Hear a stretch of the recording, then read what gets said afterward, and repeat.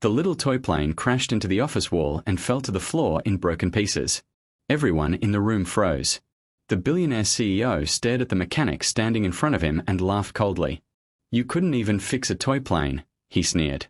"And you expect me to trust you with my company's jets?" The mechanic slowly bent down, picked up the broken toy, and looked at the frightened little boy standing beside the CEO. Then he lifted his eyes and quietly replied, "Sir, if this tiny plane stayed broken for months under your engineers, then your 12 jets are already finished." The room fell silent.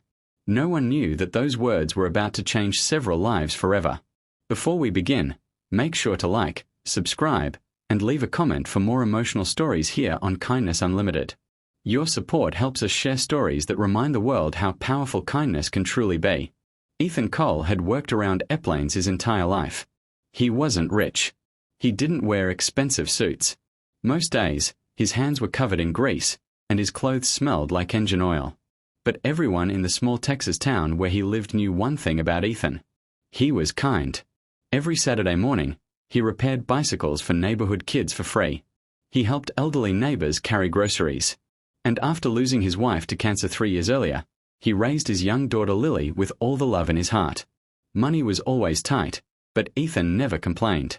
One afternoon, while working at a small repair garage near a private airport, Ethan noticed a black SUV pull up beside the hangar. Several men in suits stepped out nervously. Then came a tall man with silver hair and sharp eyes. Richard Belmont, the famous CEO of Belmont Air, one of the largest private aviation companies in America. Everyone at the airport knew his reputation. Brilliant, powerful, and unbelievably rude. Richard stormed into the hangar shouting into his phone, "I don't care how much it costs. If those jets aren't flying by next week, heads will roll." He hung up furiously and noticed Ethan standing nearby. "You the mechanic?" Richard asked sharply. Ethan nodded calmly. Richard sighed. "My company has 12 grounded jets. My engineers can't solve the fuel system failures. Millions are bleeding every day." Ethan wiped his hands with a cloth. "I can take a look." One of the suited men laughed quietly. Richard crossed his arms. "You? My engineers graduated from the best schools in the world." Ethan smiled gently. Machines don't care where someone studied. Richard looked annoyed but desperate enough to agree. "Fine," he muttered. "You've got 1 hour." As they walked toward the private hangar, Ethan noticed a little boy sitting alone near the entrance, quietly holding a broken toy airplane. The child looked sad. Ethan knelt beside him. "What happened there, buddy?" "It broke," the boy whispered. "Dad promised someone would fix it." Richard looked embarrassed. "That's my son, Noah." Ethan carefully examined the toy. One tiny wheel had snapped loose. "I'll fix it for you," Ethan said warmly. Noah's eyes lit up. But before Ethan could finish, Richard impatiently snapped, "Forget the toy plane. Focus on the real aircraft." Ethan handed the toy back gently. "Children's hearts are real too." Richard rolled his eyes. Inside the hangar stood the massive luxury jets worth hundreds of millions of dollars. Engineers crowded around computers and diagrams, frustrated and exhausted. For nearly 6 months, the jets had suffered dangerous engine shutdown warnings during flights. No one could solve it. Ethan quietly listened as the engineers explained the problem. He didn't interrupt once. Then he slowly walked around one jet, touching parts carefully, almost like a doctor checking a patient. After 20 minutes, Ethan climbed down from the aircraft ladder. "It's not the engines," he said calmly. One engineer scoffed. "Of course it's the engines." Ethan shook his head. "No. It's contaminated fuel lines caused by poor storage cleaning. Tiny moisture buildup. Your computers kept searching for electronic problems while the real issue sat inside the pipes." The room went silent. Richard frowned. "That's impossible." Ethan pointed toward a maintenance record file sitting nearby. "Check the cleaning contractor used 8 months ago." The engineers quickly searched the records. Then one of them gasped. "He's right." Another engineer rushed to inspect the fuel system. Within minutes, more voices filled the hangar. "Oh my God. That's it. He solved it." Richard stared at Ethan in disbelief. 6 months. Millions of dollars lost. And this small-town mechanic solved it in less than an hour.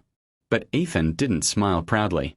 Instead, he quietly returned to Noah and fixed the broken toy plane using a tiny screwdriver from his pocket. Noah grinned with excitement as the little wheels rolled perfectly again. "Thank you," the boy whispered. For the first time that day, Richard looked uncomfortable. That evening, Richard invited Ethan and Lily to dinner at his mansion. Lily was nervous walking into the enormous home filled with marble floors and sparkling chandeliers. Noah happily ran to show Lily his toys while the adults sat in the dining room. After a long silence, Richard finally spoke. "My son hasn't smiled like that in months." Ethan looked surprised. Richard sighed heavily. "Since his mother left, I buried myself in work. I thought money could fix everything." He looked down quietly. "But today, you fixed his toy before fixing my jets." Ethan smiled softly. Kids remember love more than success. Those words hit Richard harder than any business failure ever had. Over the next few weeks, Richard kept visiting Ethan's small garage. At first, it was always about work. Then slowly, it became personal. He watched Ethan help strangers without asking for anything back. He saw how Lily hugged her father every afternoon when he came home tired from work. He noticed how people respected Ethan even though he had very little money. One rainy evening, Richard asked quietly, "Why are you always helping people?" Ethan looked thoughtful.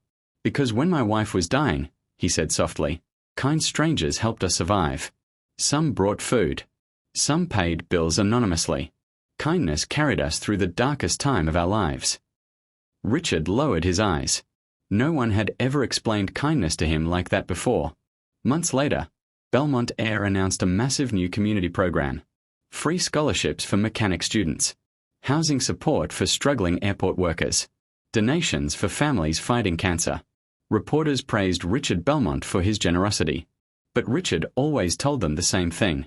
"A mechanic with grease on his hands taught me what success really means." One afternoon, Richard arrived at Ethan's garage again. This time, he carried a small box. Inside was a brand new toy airplane. "For Noah?" Ethan asked. Richard smiled softly. "No," he replied. "For Lily." Ethan looked confused. Richard's eyes grew emotional. "I realize something," he said quietly. "A person who treats a child's broken toy with kindness can be trusted with people's hearts too." Lily hugged the toy tightly while Ethan stood speechless. At that moment, the wealthy CEO and the struggling mechanic no longer looked different at all. They were simply two fathers trying to love their children the best they could. And sometimes, kindness is the only thing powerful enough to remind us what truly matters. So if you ever feel small, unnoticed, or unimportant, remember this story. One kind action can repair more than machines. It can repair people. It can heal families. It can transform hearts that money never could. Because in the end, the world does not remember us for how powerful we were. It remembers how kind we chose to be.